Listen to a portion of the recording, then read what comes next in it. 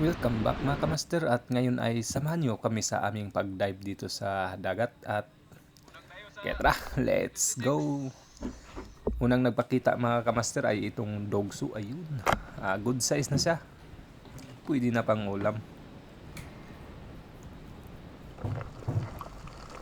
At sa pagsisid natin dito mga kamaster ay meron tayong nakitang danggit, ayan, dalawa na sila, ayun, sa pool.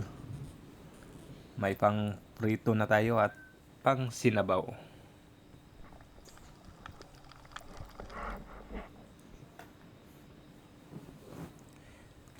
Ingat kayo nito mga kamaster kasi ano yan, malala. At dito mga kamaster ay meron akong sinlip, ayun, akala ko isang malaking bagulan na. Butiti pala, yay ka. Kahimos.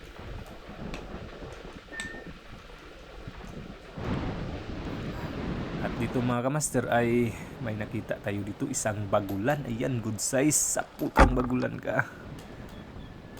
Mga 2 kilo na rin ito mga kamaster, at jackpot, no? Nakahuli tayo ng bagulan.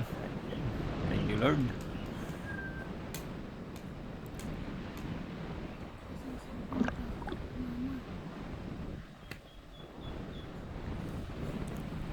At dito mga kamaster ay may nakita tayong kitong, ayun, sa pool. Good size na at may pangsabaw na rin tayo. Ayan, oh. At ito may kasama pa, ayan, isang gapas-gapas. Ayos, 2 yung nahuli natin sa ating isang lubog.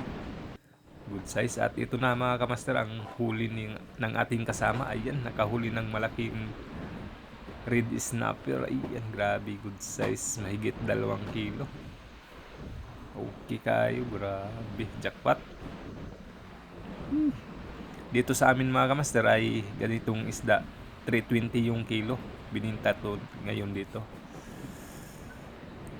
Itong huli niya mga kamaster. Ayan, oh. Ayos. Yang isang piraso mga kamaster ay umabot din ng 700 plus mga kamaster. Sa isang piraso lang. Ayan. Grabe. Paldo. Welcome back mga kamaster, at ito na ang huli namin ngayong taong 2026. Unang dayo ko dito sa San Jose at ito yung nahuli namin.